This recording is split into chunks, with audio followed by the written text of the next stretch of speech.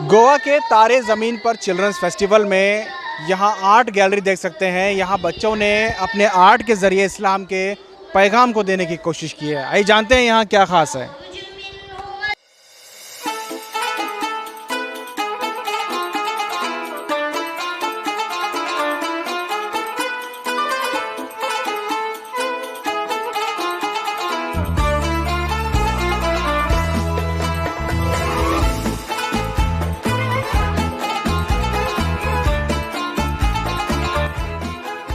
अस्सलाम वालेकुम, my name is Asfiya Sheikh. ये हमारा मॉडल है, ये सावरडैम यूनिट से है।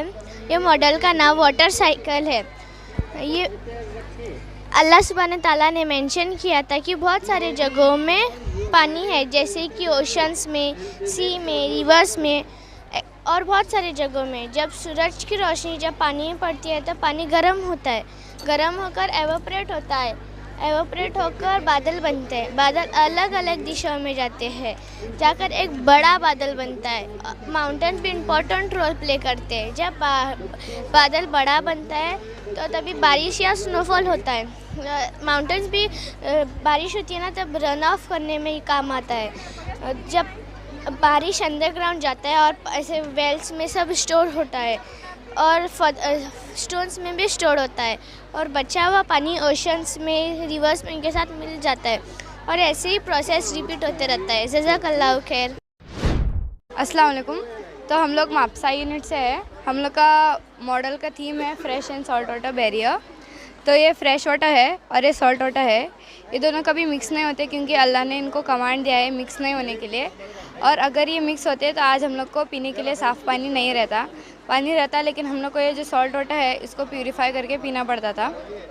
और फ्रेश वाटर जो है हम लोग को रिवर्स, लेक्स, स्प्रिंग से मिलता है, और सॉल्ट वाटर जो है हम लोग को ओशन, सीज़ में मिलता है। और फ्रेश वाटर के जो एनिमल्स है वो सॉल्ट वाटर में नहीं आते हैं, और सॉल्ट वाटर के एनिमल्स फ्रेश वाटर में नहीं जाते हैं। और अगर बाई चांस वो मिक्स चले भी गए तो वो लोग ज़िंदा नहीं रहते, क्योंकि वो एनवायरनमेंट उनको सूट नहीं होता है। और 1450 साल पहले कुरान में इसके बारे में मेंशन है। तो इसका ज़िक्र अल्लाह ने 4 सूरों में किया है। सूरह फुरकान में, सूरह फातिर में, सूरह रहमान में और सूरह नम्ल में। तो ये ओशंस हम लोग को मेडिटेरेनियन और अटलांटिक ओशन में देखने को मिलते हैं। ये हम लोग को बेज और डेल्टास में भी देखने के लिए मिलते हैं। और मॉडर्न साइंस ने इसको अभी 300-400 साल पहले डिस्कवर किया है। और ये जो बैरियर है इसको कुरान में अल्लाह ने बुर्ज़क बोला है, और इसका साइंटिफिक नेम एस्चुरी है। ये इसका साइंटिफिक रीज़न है ये मिक्स नहीं होते, क्योंकि इनके डेंसिटी की वजह से और उनके ऑक्सीजन डिसॉल्युबिलिटी की वजह से ये मिक्स नहीं होते हैं। Assalamu alaikum. My name is Misbah Khan. Okay, so my topic is riba. Riba means interest. It is locally known as sood also.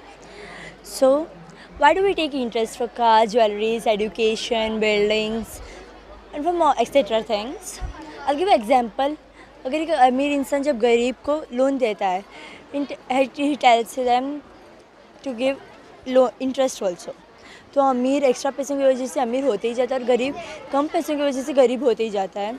और बैंक में क्या होता है कि पब्लिक बैंक में इन्वेस्टमेंट करती है, बैंक क्या करती है, दूसरों को लोन देती है, और जो लोन लेता है वो बैंक को इंटरेस्ट देता है। जो हमारे लाइक अकाउंट में 2 to 5 रुपीज़ जो आते हैं वो एक्चुअली दूसरों के इंटरेस्ट के, विच इज़ हराम in Islam. Money attracts money, and there are side effects of mental and physical health: greed, monopoly, inflation, depression, death, crime, suicide and etc. So अल्लाह ताला ने ये भी बोला है कि जो इंसान रिबा लेता है उसे लाइक अल्लाह और उसके जो मैसेंजर्स है उससे जंग खड़ी करता है। जब आप सल्लल्लाहु अलैहि वसल्लम मिराज पर गए थे, उन्होंने ये सब होते हुए देखा था, एंड दैट इज़ कि इंसान का पेट इतना बड़ा हुआ है कि वो उसके अंदर से सांप, बिच्छू वो सब आने लगे हैं। एंड यह कि जो इंसान रिबा लेता है वो आगे आते ही जाता है ब्लड के रिवर में, और उसको एक इंसान पत्थर मारता है, जैसे पेबल मारता है, और वो फिर से पीछे जाता है, उसका मतलब ब्लड फ्लो होते ही रहता है। एंड दिस तो अल्लाह ने अल्लाह ने मेंशन किया था कुरान में कि शैतान को हुक्म दिया जाता है कि जो इंसान रिबा लेता है उसे इतना मार कि वो पागल हो जाए। सो ये सबसे बचने के लिए अल्लाह ताला ने क्या बोला कि कुरान शरीयत और हदीस को पढ़ो, समझो और इस पर अमल करो, लाइक फॉलो करो। And what we can do is कि जो लोन हम लोग देते हैं दूसरों को वो हम लोग माफ़ भी कर सकते हैं, वरना हम लोग बोल सकते हैं हाँ we can give time for him. और else what we can do is हम लोगों को अवॉइड करना चाहिए पेनल्टी टू पे बिल्स और something. If electricity bill last date से पहले 10 रुपीज़ है तो लास्ट डे के बाद में हम लोगों को 15 या 20 रुपीज़ पे करने के लिए बोलती है। So that we don't have to do, like it's not allowed in Islam also. We can do is क्योंकि बहुत मजबूरी है पैसों की, तो व्हाट वी कैन डू हम लोग लाइक फ्रेंड्स फैमिली इवन जमात is that to help us, we can borrow from them. अगर हम लोग बैंक से बोरो करेंगे तो हम लोगों को एक्स्ट्रा पे करना पड़ेगा, और अगर जमात फैमिली या फ्रेंड्स से बोरो करना करे तो मतलब जितना लिया है उतना ही देना पड़ेगा। सो I know 4 places where interest free banks are opening or have opened. Bhatkal, Kotak Mahindra जहाँ पर ओपन हुआ है interest free, and Kerala, Bombay and Delhi societies अभी आ रहे हैं। अगर हम लोग ऐसे करेंगे तो जो अमीर और गरीब जो है वो बैलेंस में आ जाएंगे।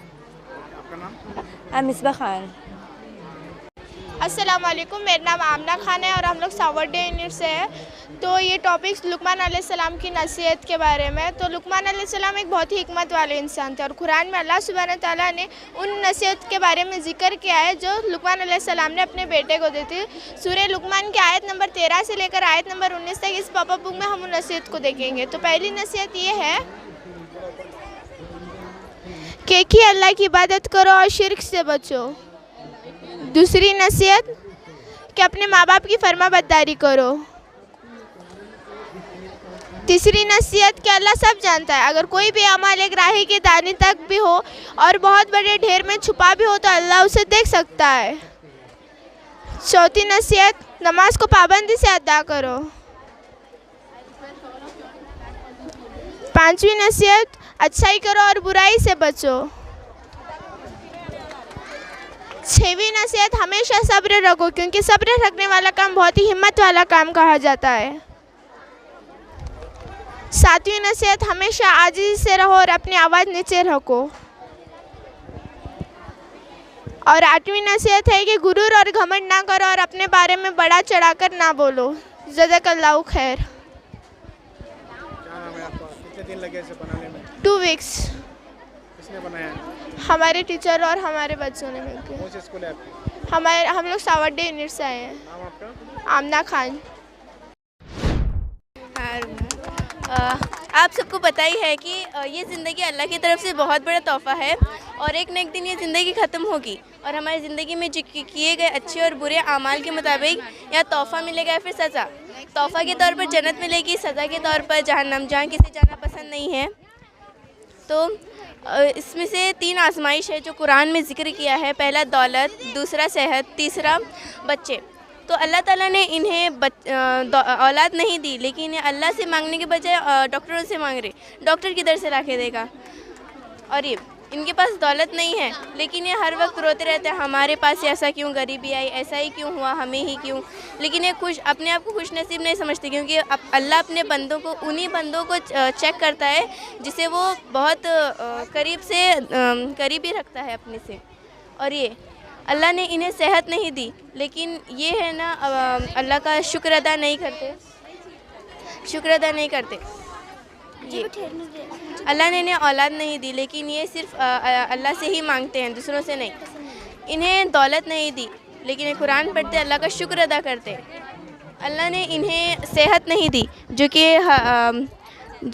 अल्लाह का शुक्र अदा करते कि ऐसी भी हालत में नमाज़ पढ़ते। फिर अल्लाह ने इन्हें औलाद दी लेकिन इनकी औलाद गलत कामों में मशगूल हुए हैं, जैसे रेडियो सुन रहे, अल्कोहल सर्व कर रहे हैं, बर्थडे केक मना रहे हैं, डांस कर रहे हैं। और अल्लाह ने इन्हें दौलत दी लेकिन ये दूसरों पर हुकूमत कर रहे हैं अपनी दौलत को दिखाकर। फिर अल्लाह ने इन्हें औलाद दी लेकिन और इन्होंने अपनी औलाद को अच्छे इसमें जैसे बाप नमाज़ पढ़े तो बेटा भी, और शुक्र अदा कर रहे हैं। और ये भी शुक्र, जैसा माँ कुरान पढ़ रहे हैं बच्चे भी कुरान पढ़ रहे हैं। अल्लाह ने इन्हें दौलत दी और ये अल्लाह का शुक्र अदा कर रहे हैं और दूसरों गरीबों में बांट रहे हैं जो कि अच्छा काम है। और इन्हें सेहत नहीं दी लेकिन फिर भी अल्लाह का शुक्र अदा कर रहे हैं। अल्लाह ने सिर्फ अपने हमें ही टेस्ट नहीं करेगा, अपने सहाबियों पर भी किए हैं जो फेल हुए हैं और जो पास हुए हैं। उधर जो फेल हुए हैं ये वो लोग हैं जो अल्लाह के आजमाइश में फेल हुए, जैसे कि काबिल आदम अलैहिस्सलाम की औलाद, लेकिन वो एक लड़की के चक्कर में उसने अपने भाई को मार दिया। कारून वो दुनिया का सबसे अमीर आदमी था, लेकिन वो कभी अल्लाह का शुक्रगुजार नहीं था, वो अल्लाह के टेस्ट में फेल हो चुका। नमरूद, अल्लाह ने इन्हें दीन की दावत दी थी, वो बोला मैं खुदा हूँ, मैं उस अल्लाह की इबादत क्यों करूँ, और वो खुद को एक मक्खी से ना बचा पाया, वो भी फेल होगा। वो सहाबी है जो अल्लाह के आजमाइश में पास हुए। वहाँ पर फर्स्ट में है अय्यूब अलैहिस्सलाम, अल्लाह ने उन्हें आजमाया 18 साल तक बीमार रखने का। वो जैसे चलते थे उनके जिस्म में से कीड़े गिरते थे, वो उस कीड़े को उठाकर वापस अपने जिस्म में डालते थे और कहते थे मैं इनका रिस्क छीनने वाला मैं कौन होता हूँ। सुलेमान अलैहिस्सलाम, अल्लाह ने उन्हें दौलत भी दिया था और ईमान भी दिया था, इन्होंने दौलत ठुकरा कर ईमान को लिया। इब्राहिम अलैहिस्सलाम, अल्लाह ने इन्हें 80 साल बाद बच्चे दिए थे। इस्माइल अलैहिस्सलाम, अल्लाह ने उन्हें आजमाया अपने बच्चे की कुर्बानी में, और वो उस टेस्ट में पास हो गए। आजमाइश पर एक शायरी।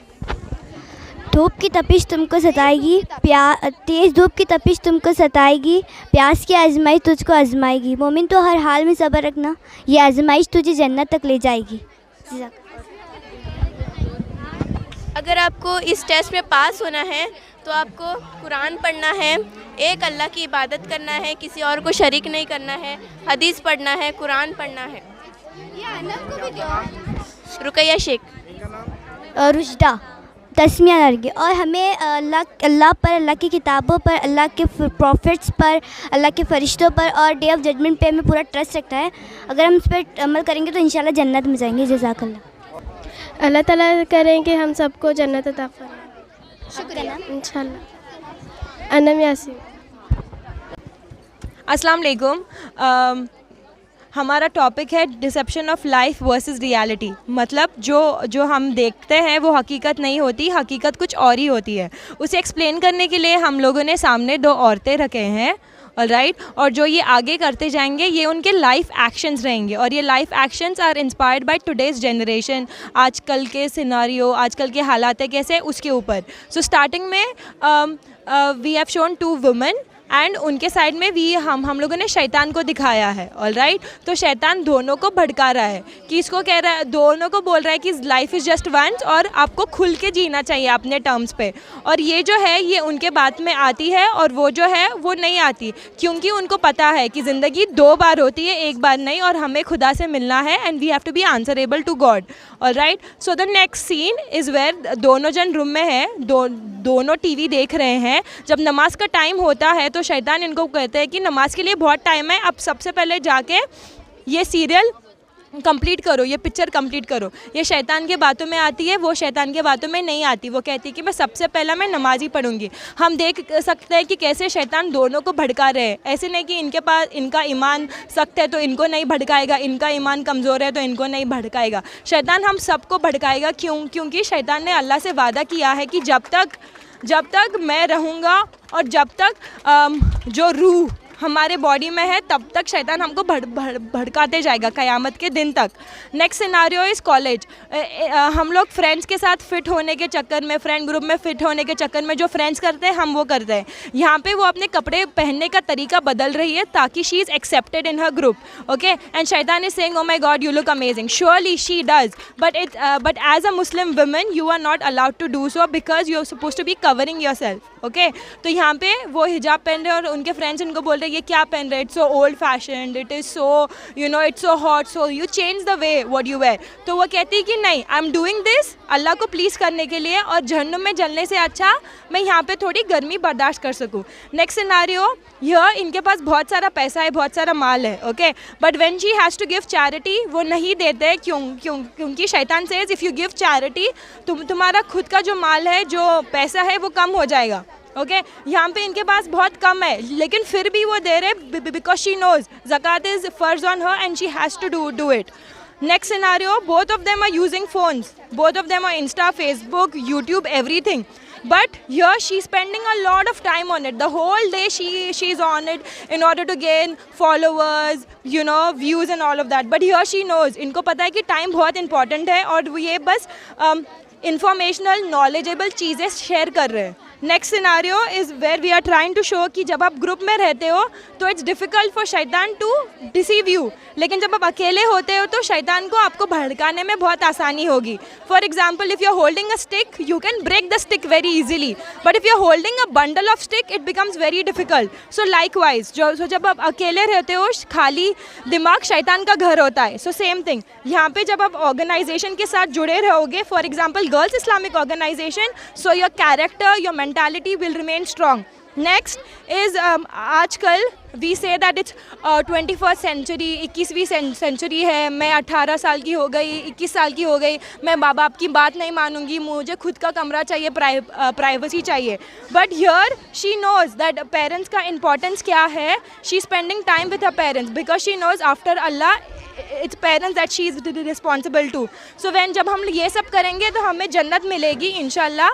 But if we do all of this, we are going to get जहन्नुम. But it's not necessary कि ये सब करने के बाद हमको जहन्नुम ही मिलेगी. क्यों? क्योंकि अल्लाह ने कहा है कि जब तक तुम्हारे बॉडी में रूह रहेगी और आप मुझे फॉरगिवनेस मांगेंगे मैं तब तक आपको फॉरगिव करता रहूँगा. तो अगर इफ़ वी रियलाइज़ और हमने अल्लाह से पनाह मांगी तो अल्लाह हमें इंशाल्लाह माफ़ करके जन्नत दे देंगे. तो ये है मॉडल. मेरा नाम है उज़मा खान. अस्सलाम वालेकुम. हम मापसा यूनिट से, हमारा टॉपिक है एक्स्ट्रा वेगन्स मतलब फ़िज़ूल खर्ची. हम लोग पार्ट्स में डिवाइड करके ये समझाने की कोशिश कर रहे हैं. फर्स्टली आता है शादी. आजकल के आप शादियों में जाते हैं और देखते होंगे इतनी ज़्यादा फ़िज़ूल खर्ची होती है. इतने लाइन से बुफ़े में वैराइटीज़ के फूड रखते हैं और आधे से ज़्यादा नीडेड भी नहीं रहते और आधे से ज़्यादा वेस्ट होते. इतनी ज़्यादा फ़िज़ूल खर्ची होती है. लाइट्स का खर्चा, रात सारी शादियाँ मनाना, एंड देन नाच गाना. इनफैक्ट मुस्लिम की शादियों में भी नाच गाना बहुत आम हो चुका है. हम लोग पैसे दे के गाने वालों को बुलाते हैं. एंड देन केक सेरेमनीज़, इतने लोगों को इन्वाइट करना, सब वेस्टर्न कल्चर आ गया है. इतने बड़े और महंगे केक काटते हैं हम लोग. एंड देन हुजूर सल्लल्लाहु अलैहि वसल्लम फरमाते हैं जितनी सिंपल शादी होती है उतना बेटर हस्बैंड वाइफ का फ्यूचर होता है. इधर इतना खर्चा करने से अच्छा हम लोग जिनको पैसों की प्रॉब्लम हो रही है शादियों में उनको डोनेट कर सकते हैं, ऑर्फनेज के बच्चों को डोनेट कर सकते हैं. एंड देन सेकेंडली इधर आते हैं. इधर थोड़े ब्रांड्स के हम लोग ने नाम दिखाए हैं. अभी कार का एग्जांपल दूँ तो कार का काम क्या होता है? एक जगह से दूसरे जगह तक हमें पहुंचाना, हमारी ट्रैवलिंग में मदद करना. अभी वो काम एक नॉर्मल अफोर्डेबल प्राइस वाली कार भी कर सकती है. बट इंसान का थॉट क्या रहता है कि मुझे इतना अमीर होना है कि मेरे पास लग्जरियस कार की ब्रांड्स कार की कलेक्शन भरी पड़ी हो. इंसान कभी सेटिस्फाई नहीं होता है जो उसके पास होता है. एंड देन मॉल की बात करें तो हम लोग मार्केट का रास्ता ही भूल चुके हैं. हर चीज़ हमें मॉल से ही ख़रीदनी होती है और जो छोटे मोटे दुकान होते हैं हम लोग उधर गिराक ही नहीं डालते, हर चीज़ मॉल से लेते हैं. अभी मॉल में हम लोग समझो हमारी ज़रूरत की चीज़ समझो एक टी शर्ट लेने अंदर जाते हैं और इतना ज़्यादा फ़िज़ूल खर्ची करके बाहर निकलते हैं. चलो फ़िज़ूल खर्चा करना गलत बात नहीं है, बट जो ओवर प्राइस रहता है वो खर्चा करना एक फ़िज़ूल खर्ची है वो. एंड देन अल्लाह ताला कहते हैं कि आप जितना कमाते हो उसमें से 2.5% गरीबों का हिस्सा हक होता है, गरीबों का हक होता है, वो कंपलसरी उनको देना ज़रूरी है. एंड देन हम लोग इधर दिखा रहे हैं कैसे अपने हाथों से हम लोग पैसा आग में ढकेल रहे हैं, कैसा पैसा इंसान को कंट्रोल कर रहा है. हालांकि इंसान को पैसों पर कंट्रोल रखना चाहिए. अल्लाह ताला सूरह अल फुरकान आयत नंबर 67 में कहते हैं कि ना ही ज़्यादा फ़िज़ूल खर्ची करो और ना ही ज़्यादा कंजूसी करो. कंजूसी माने आपके पास है और फिर भी आप खर्च करने से इतराते हो, बचा कर रखते हो. इतनी कंजूसी भी नहीं करनी चाहिए और ज़्यादा फ़िज़ूल खर्ची भी नहीं करनी चाहिए. We have to choose a middle path, like एक बीच का रास्ता अपनाना चाहिए और उसी पर चलना चाहिए. And here are some quotes by very famous person. जज़ाकल्लाह. अमीरा खान. ये मेरे टीम मेंबर्स है. हम लोग टोटल ज़्यादा है बट फ़िलहाल अभी 2-3 हैं. अस्सलाम वालेकुम। हमारे मॉडल का थीम है सुसाइड। हम लोग ये इसलिए चूज़ करें बिकॉज अनवांटेड सुसाइड्स बहुत हो रहे हैं आजकल। छोटी छोटी बात पे डिप्रेशन में जाना, सुसाइड जाना बहुत कॉमन हो रहा है। इन सब से हमको दूर रहना है। फॉर एग्ज़ाम्पल हमने इधर दिखाया है कि दो फ्रेंड्स रहते हैं, वो साथ में पढ़ते थे, स्टडी तो उन्होंने की थी बट बाई चांस वो फेल हो गए। अब फेल हुए तो दोनों डिप्रेस थे, लड़का लड़की।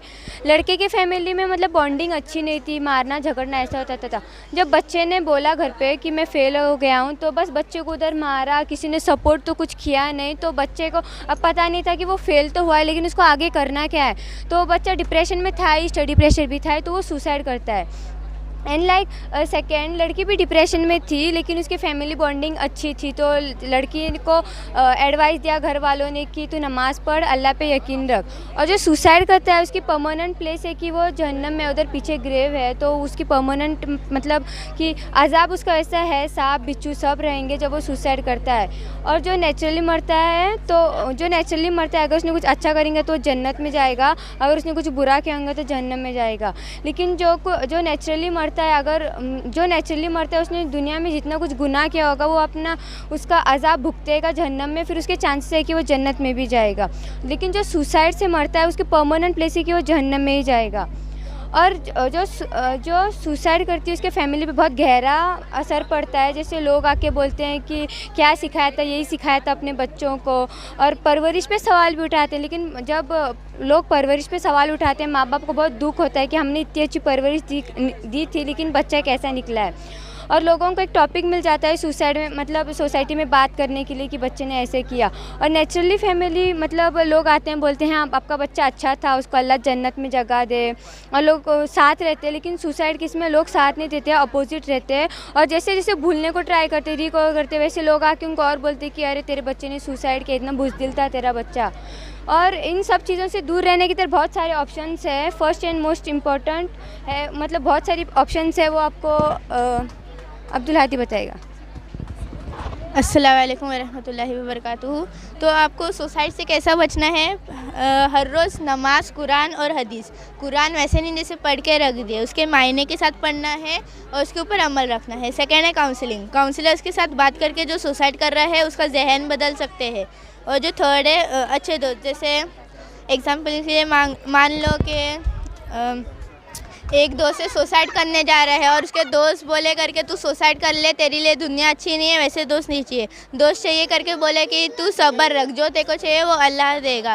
और सबसे लास्ट है ये अच्छी फैमिली, जैसे भी उधर बताया गया था कि उसकी फैमिली उसको सपोर्ट नहीं करती, उसके पास कोई ऑप्शन नहीं रहता और वो सुसाइड करता है, वैसी फैमिली नहीं चाहिए, सपोर्टिव फैमिली चाहिए। जैसे एग्जाम्पल के लिए मान लो कि अभी एक पेरेंट्स का एक बच्चा अभी एग्ज़ाम में फ़ेल हो गया, तो उसके पेरेंट्स बोले कि तू डर मत और गिव अप मत कर और अल्लाह पे भरोसा रख। और अल्लाह ये भी कहते हैं कि अगर तुम लोग मेरी तरफ एक कदम बढ़ाओगे मैं तुम्हारी तरफ 10 कदम बढ़ाऊँगा। और अल्लाह ये भी कहते हैं कि वो एक सोल पर उतना ही बर्डन डालते हैं जितना वो सहन कर सकता है। और सुसाइड के रीज़न जैसे इधर एक एग्जांपल दिखाया गया है बच्चों का। सुसाइड बहुत से लोग और अनवांटेड रीज़न की वजह से करते हैं। फर्स्ट एग्जांपल कि फार्मर इतनी मेहनत से काम करता है खेती में और उसके खेती पे फसल आती है, अगर ज़ोरदार बारिश हुई और फसल ऐसे कुछ भी हुआ तो पूरी उसकी फसल ख़राब होती है और वो साल भर भूखा रहता है। यही उसकी टेंशन से वो सुसाइड करता है। लोन चाहिए तो वो सेकेंड है, फिर लोन चाहिए तो लोन लेते हैं लेकिन उसको रीपे नहीं कर पाते तो उसके डिप्रेशन में करते हैं। आजकल के तो अनवांटेड मतलब डिप्रेशन इतने सारे बढ़ गए हैं। जैसे माँ बाप ने कुछ बोल दिया उल्टा सीधा तो बच्चे बहुत सोच के फिर अलग ये करते हैं। माँ बाप अपने सही के लिए बोलते हैं लेकिन बच्चे अलग नज़रिए से देखते हैं, तो वो है। फिर सेकंड, लड़की को शादी करके भेज दिया, अगर पीछे डावरी मतलब दहेज नहीं दिया तो लड़की को टॉर्चर करते हैं, फिर उसकी वजह से वो सुसाइड करती है। और आजकल बच्चों में तो बहुत नॉर्मल हो गया, अगर माँ बाप ने कुछ बोल दिया वो एक है। सुसाइड से बचने की इधर बहुत सारे ऑप्शंस है। लाइक पहले नमाज़ पढ़ना है, अल्लाह पे पूरा यकीन करना है, कुरान पढ़ना है। ऐसे नहीं कि हम लोग वैसे तो बहुत सारी बुक पढ़ते हैं रख देते हैं, लेकिन कुरान को हमको फॉलो भी करना है और समझना भी है। पढ़ना समझना विद तर्जुमा, समझ के उस पर अमल भी करना है। And second, counselling. अगर आप काउंसलिंग करते हो, सामने वाले से बात करते हो तो आपको पता चलेगा कि जो आप सोच रहे हो वो सही है या गलत है। And third is friend circle. कुछ फ्रेंड्स होते हैं कि गलत लत लगाते हैं, जैसे कि दारू जुआ खेलना, ऐसे फ्रेंड्स से हमेशा दूर ही रहना चाहिए। ऐसे फ्रेंड्स होना चाहिए, अगर एक लड़का उसमें के बीच में को बोल रहा है कि नमाज़ पढ़ते तो सब ग्रुप वाले जाना चाहिए नमाज़ पढ़ने के लिए। अगर कोई बोल रहा है कुरान पढ़ना है तो बीच में वो बैठ के सबको तर्जुमा के साथ अपने फ्रेंड्स को दिखाना चाहिए, समझाना चाहिए कि एक्चुअली क्या है। And fourth is family. अगर फैमिली बॉन्डिंग अच्छी हुई तो सुसाइड की तरह नाम ही नहीं होता। जैसे उधर दिखाया गया है कि उसको फैमिली मारती पीटती तो उसको पास कोई ऑप्शन नहीं रहता और वो सुसाइड करता है, क्योंकि वो फेल तो हुआ ही होता है, उसको पता नहीं कि आगे और करना क्या है। लेकिन इधर ऐसा नहीं है, मतलब फैमिली उसको सपोर्ट करती है। वो बोलता है कि अगर मैं फ़ेल हो गया तो उसको फैमिली बोलती कोई बात नहीं, अगर आप फेल हो गए 1 साल की वजह से आप पूरी अपनी ज़िंदगी बर्बाद नहीं कर सकते हो। फैमिली ऐसी चीज़ तो आपको सपोर्ट करे, आपके वास्ते स्टैंड ले, भले ही सोसाइटी अपोजिट हो जाए लेकिन family is the main part और फैमिली हमेशा साथ में रहना चाहिए। और सुसाइड इज़ हराम फॉर मुस्लिम्स बिकॉज हमको ये बॉडी और सोल हमको अल्लाह से बिलोंग करती है और सिर्फ अल्लाह को राइट है कि हम इससे मतलब कुछ करें और हमको कोई राइट नहीं है इससे कुछ करने का। सुफिया मकंदर, जज़ाकल्लाह। अस्सलाम वालेकुम रहमतुल्लाहि वबरकातुहू। मेरा नाम मोहम्मद साहिल इदरीसी है, मैं पोंडा से हूँ। जैसा कि आप जानते हैं ये बेहतरीन मस्जिद गोवा की है जिसका नाम सफ़ा मस्जिद है। ये पोंडा तालुका में वाक़ा है। इस मस्जिद की तामीर बीजापुर के सुल्तान इब्राहिम आदिल शाह ने की थी सन 1560 ईस्वी में। इसके आसपास घास के मैदान हैं और तरह तरह के पेड़ पौधे हैं जिससे ये मस्जिद बहुत खूबसूरत लगती है। और इसके पास एक बावली है जिसमें वज़ू खाना है। और इस मस्जिद को देखने के लिए अलग अलग मुल्कों से टूरिस्ट आते हैं क्योंकि ये हिस्ट्रिकल मस्जिद है। और जो मुसलमान इस मस्जिद को देखने के लिए आते हैं यहाँ वज़ू कर नमाज़ अदा करते हैं। इस मस्जिद की ख़ास बात यह है कि इस बावली का पानी कभी ख़त्म नहीं होता और इसकी मीनारें नहीं हैं। इब्राहिम आदिल शाह ने इस मस्जिद के साथ 27 मस्जिदें और तामीर करवाई थी जिसमें ये एक ही मस्जिद बची हुई है। और इब्राहिम आदिल शाह ने सब मज़हबों की इबादत करते हुए इबादत गाहें उनकी बनवाई हैं और ये मस्जिद आबाद है। जज़ाकल्लाह। मेरा नाम शिफा खुलूद है, इसका नाम रिहा है और उसका नाम उज़ैर है। तो हम लोग मारगांव यूनिट से हैं, BI सेंटर। हमारा मॉडल का नाम है education institution a gift to society. Allah Quran में बताता है कि education are those equal, those who know and those who do not know. तो यहाँ पे 2 तरह के एजुकेशन है, एक इमोरल और एक मॉरल। यहाँ पे बेसिकली क्या होता है कि यहाँ पे डिग्रीज़ मिलती है, तालीम मिलती है, पर उसका सही इस्तेमाल नहीं करते। एक अपने बूढ़े माँ बाप को ओल्ड एज होम्स में डालना, addiction to phones, camera, back biting, selfishness, addiction to alcohol, cigarette, drugs, इसमें पूरा बहुत आम होना। देन अगर वहाँ पे एक लीडर बैठेगा तो वो अपने बारे में सोचेगा लेकिन अपने फील्ड में जो काम चल रहा है उसके बारे में नहीं सोचेगा। तो अगर हम लोग वो फील्ड में जाएंगे तो हमारा फ्यूचर भी ये ट्री के जैसा वायरल होगा। तो कमिंग टू दिस, यहाँ पे इक्वालिटी है, फॉरगिवनेस, देन काइंडनेस। अगर यहाँ पे बड़े बड़े झगड़े हुए तो उसको ज़्यादा बढ़ाते नहीं, अपने भाई बहनों के साथ अच्छे से पेश आते हैं, माँ बाप के साथ अच्छे से पेश आते हैं, 5 वक्त नमाज़ पढ़ा जाता है, सदका दिया जाता है। अगर यहाँ पे एक लीडर बैठेगा तो वो अपने बारे में भी सोचेगा और दूसरों के बारे में भी सोचेगा। तो अगर हम लोग ये फील्ड में जाएंगे तो हमारा फ्यूचर भी ये ट्री के जैसा एवरग्रीन होगा। Thank you. अस्सलाम वालेकुम, मेरा नाम ज़िया है, हम BI सेंटर वास्को से है। हमारे मॉडल का टॉपिक है सोशल मीडिया डेंजर। हमारा मॉडल 4 हिस्सों में डिवाइड किया गया है। हमारे पहले हिस्से में हमने दिखाया है वो है मस्जिद। मस्जिद में हमने मौज़िन दिखाया है। मौज़िन आज़ाद दे रहे हैं। जो लोग सोशल मीडिया पे बिज़ी है इनको इसकी कोई फ़िक्र नहीं। इस वजह से मस्जिद में नमाजी कम हो रहे हैं। इसके साइड में है लाइब्रेरी। लाइब्रेरी में बुक्स है लेकिन इनको कोई पढ़ता नहीं। राइटर्स की मेहनत बेकार जा रही है, इस वजह से इन पे जाले बन रहे हैं। हमारे सेकेंड सीन में दिखाया गया है वो है गार्डन खेलने की जगह कम हो गई है। यहाँ पे बच्चे आते हैं और अपना फ़ोन यूज़ करते हैं। सामने बैठे दोस्त को छोड़ के सोशल मीडिया पे ज़्यादा दोस्त बनाते हैं और किसी की भी पिक्चर विदाउट परमिशन के क्लिक करके अपलोड कर देते हैं जो उनके लिए डेंजर है। He will continue. तीसरे सीन में हम लोग ने एक फैमिली दिखाया है। फैमिली एक साथ तो बैठी है मगर सब लोग अपने सोशल मीडिया ऐप्स पर बिजी है। कैसे आप देख सकते हैं वो लड़की अपनी ज़िंदगी को और सोशल मीडिया की ज़िंदगी में फ़र्क कर मायूस हो रही है। और फोर्थ चीज़ में जैसे कि आपने देखा मस्जिद और लाइब्रेरी की अहमियत कम हो रही है, गार्डन में खेलने के लिए बच्चे कम है, फैमिली बॉन्डिंग ख़त्म होते जा रही है। इसकी वजह Snapchat, WhatsApp, YouTube, Instagram, Facebook है जो हमारी ज़िंदगी को कैद कर दिया है और हमें डेंजर की ओर लेके जा रहा है। जज़ाकल्लाह खैर। अस्सलाम वालेकुम वरहमतुल्लाहि वबरकातुहू। सब लोगों ने बनाया है? हाँ, हम सब लोगों ने मिलकर बनाया। हम सब लोग मापसा यूनिट से हैं, BIE के, और हम लोग के मॉडल का टॉपिक है alcohol and cigarette. This is the trending scene जो गोवा में हो रहा है। इसमें पूरे जो यंग लड़कियां, यंग लड़के पूरे क्लब्स में जाते हैं, डिस्को बार्स में जाते हैं, वहाँ अल्कोहल सर्व किया जाता है, वहाँ सिगरेट्स, ड्रग्स भी दिए जाते हैं और वो लोग उससे एडिक्टेड हो जाते हैं और उन लोगों को लगता है कि दैट्स कूल। जो थोड़े अडल्ट रहते हैं वो अपने बच्चों को भी उधर लेके आते हैं। वो जो पूरा सीन रहता है वो उन पर इन्फ्लुएंस होता है। और यहाँ पे हम लोग ने एक सिगरेट का मॉडल बनाया है जो बताता है कि लाइक एक छोटी सी सिगरेट में कौन सी चीज़ें यूज़ होती है, जैसे कि ब्यूटेन जो लाइटर फ्लूइड है, निकोटीन जो इंसेक्टिसाइड है, स्टेरिक एसिड जो कैंडल वैक्स का रहता है, आर्सेनिक जो एक टाइप का पॉइजन है, मेथनॉल जो रॉकेट फ्यूल्स में यूज़ होता है, अमोनियम जो टॉयलेट क्लीनर्स में रहता है, और पेंट। ये सब चीज़ें मिला के एक छोटी सी सिगरेट बनाई जाती है। तो जब लोग हमसे कहते हैं कि एक सिगरेट पीने से क्या होगा, तो हमें ये सोचना चाहिए कि एक ही सिगरेट में ऐसी कौन सी चीज़ें मिलाई जाती हैं। सो यहाँ पर हमने एक मॉडल बनाया है लंग्स का, जो यहाँ पर हेल्दी पर्सन जो स्मोक नहीं करता और यहाँ पर जो इंसान स्मोक करता है, देख सकते हैं आप कि उसके लंग्स किस तरह के काले हो गए। जब हमने रिसर्च किया, डॉक्टर बताते हैं कि जब वो स्मोकर्स के लंग्स को निचोड़ते हैं उससे काला टाइप का टार निकलता है जो हमारे हेल्थ के लिए अच्छा नहीं है।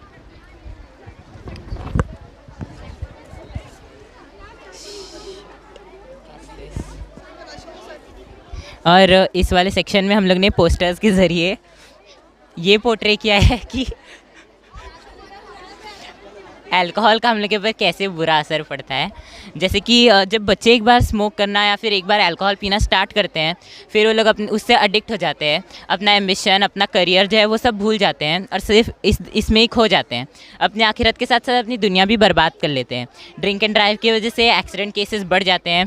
साथ में वो लोग रात में आके पड़ोसियों को परेशान करते हैं, फिर किसी और की गाड़ी के सामने आते हैं, खुद को तकलीफ़ तो देते हैं, साथ में दूसरों को भी तकलीफ़ देते हैं, डिप्रेशन में जा सकते हैं, फैमिली के साथ आकर झगड़ा करते हैं, उनको परेशान करते हैं। लेकिन इन सबसे हटकर जो सबसे ज़्यादा असर पड़ता है, जो बुरा असर रहता है, वो रहता है उस इंडिविजुअल की हेल्थ पर। हम लोग जब भी सुनते आए हैं अभी तक कि अल्कोहल पीने से हम लोगों का लीवर ख़राब हो जाता है, लेकिन जब हम लोग ने रिसर्च किया तो मालूम पड़ा कि सिर्फ लीवर इकलौता ऑर्गन नहीं है जो अल्कोहल की वजह से अफेक्ट होता है, बल्कि एक बहुत बड़ी इंटरनल ऑर्गन्स की लिस्ट है जो अल्कोहल पीने की वजह से ख़राब हो सकते हैं। तो हम लोगों ने यहाँ पे कुछ ऐसे डिजीज़ रखे हैं जो अल्कोहल पीने की वजह से हम लोग को हो सकते हैं। तो यहाँ के गवर्नमेंट से क्या कहेंगे, अल्कोहल बैन कर दें?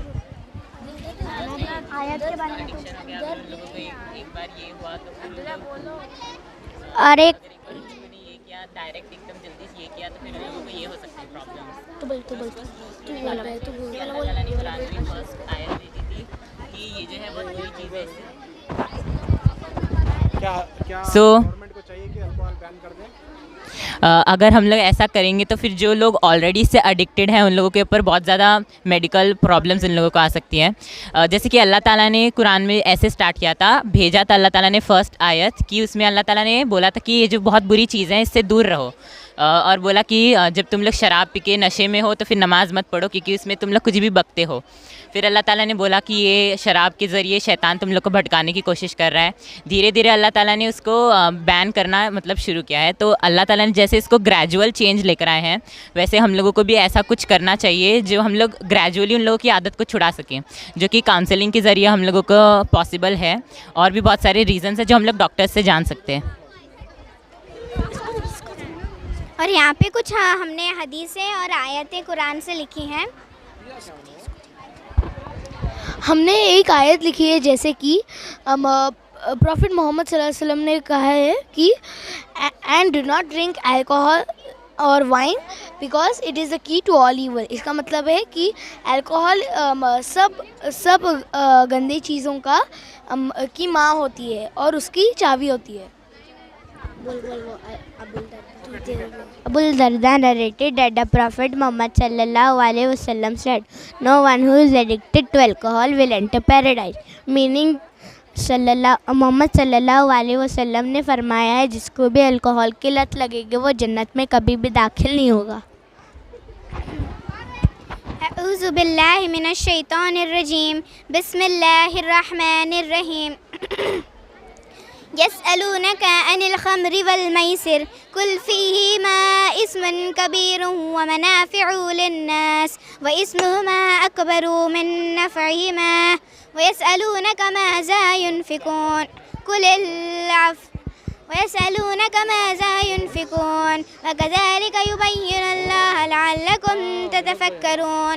Meaning, they ask you about wine and games of chance. Say, in both of these there is a great evil as well as benefit for people, but the evil outweighs the benefit. अभी जो मैंने आयत पढ़ी वो सूरह अल बकरा में है, जो हमें बताती है कि जिन लोगों को अल्कोहल की लत लग जाती है, जो लोग अल्कोहल और जुआ खेलते हैं अपने मौके के, अपने चांस के, तो उनको लगता है कि इट्स कूल, उनको लगता है कि हाँ ठीक ही होगा, उसमें फ़ायदा है ज़्यादा, लेकिन ऐसा नहीं है। अल्लाह ताला ने कुरान में फरमाया है कि अल्कोहल और जुए में जो है वो दोनों चीज़ होते हैं, उसमें फ़ायदा भी होता है और नुकसान भी होता है, लेकिन उसका नुकसान जो है वो फ़ायदे से बढ़ के होता है। अस्सलामुअलैकुम, मेरा नाम है सुफियान शेख। हमारे मॉडल का नाम है इम्पोर्टेंस ऑफ बुक। अल्लाह के रसूल सल्लल्लाहु अलैहि वसल्लम फरमाते हैं कि इल्म हासिल करना हर मुसलमान मर्द और औरत पर फ़र्ज़ है। जानने वाला और न जानने वाला कभी बराबर नहीं हो सकता। जानने वालों का फ़र्ज़ ये बनता है कि जो खुद के पास इल्म है वो फैलाता रहे, और न जानने वालों का फ़र्ज़ ये बनता है कि जो खुद को मालूम नहीं वो जानने वालों से जाकर पता करे। लेकिन आज हमारे स्कूलों का हाल क्या है? ज़्यादातर बच्चे ड्रॉप आउट हो रहे हैं। मुश्किल से ही कोई बच्चा ग्रेजुएशन कर पाता है। उनके जहनों में जो है मोबाइल में चलने वाले एप्लीकेशन, सोशल मीडिया, बस उतना ही चलता रहता है। आप यहाँ देख सकते हैं, बच्चा जो है स्कूल जा रहा है, लेकिन उनके जहनों में लैपटॉप में चलने वाले गेम्स, मोबाइल में चलने वाले सोशल मीडिया एप्लीकेशंस, बस इतना ही चलता रहता है। बच्चों का जो है फिज़िकली अट्रैक्शन और मेंटली अट्रैक्शन टूटता जा रहा है। फिज़िकली अट्रैक्शन यानी किताब से ताल्लुक़ टूटता जा रहा है। बच्चा जो है किताब पढ़ना बंद कर रहा है, किताबों से ताल्लुक़ उनका टूटता जा रहा है। और फिज़िकली अट्रैक्शन यानी बच्चा खेल बंद कर रहा है। आप देख सकते हैं प्लेग्राउंड खाली पड़ा है, बैडमिंटन कोर्ट खाली पड़ा है। हमें चाहिए कि लाइब्रेरीज़ का तस्वुर करें, लाइब्रेरीज़ में जाकर बैठे, किताब पढ़े, किताब रीडिंग की हैबिट करे, किताब को अपना दोस्त बनाए, मदरसों में जाए, इल्म व दीन सीखे। उलमा आलिम दीन सिखाना चाहते हैं, लेकिन कोई बच्चा सीखना नहीं चाहता, कोई बच्चा वहाँ जाना नहीं चाहता। बहुत ही ऐसे कम बच्चे होते हैं जो यहाँ जाना चाहते हैं। आप यहाँ गार्डन में देख सकते हैं, बच्चे गार्डन में तो आए हैं, लेकिन कोई बच्चा खेल नहीं रहा, ना ही कोई बच्चा किताब लेकर बैठा है। सब बच्चे जो है सोशल मीडिया में बिज़ी है, फ़ोन से एडिक्टेड है। बच्चों ने जो है फ़ोन में चलने वाले एप्लीकेशंस को अपना दोस्त बनाया है, और जो बच्चा फ़ोन में चलने वाले एप्लीकेशंस को अपना दोस्त बनाता है, उसकी अगली ज़िंदगी सूखे हुए पेड़ की तरह है, और उसके फल भी आप देख सकते हैं। सोशल मीडिया का डब्बा जो है किताब की अहमियत को ख़त्म करता जा रहा है। हमें चाहिए कि किताबों की अहमियत को जाने, किताब को अपना दोस्त बनाए, और जो बच्चा किताब को अपना दोस्त बनाता है उसकी अगली ज़िंदगी सुनहरे पेड़ की तरह खिलती है, और उसके फल भी बड़े लजीज होते हैं। कहने का मकसद इतना है कि फ़ोन में चलने वाले सोशल मीडिया एप्लीकेशन से दूरी मेंटेन करते हुए किताब को अपना दोस्त बनाने की कोशिश करें। जज़ाकल्लाह।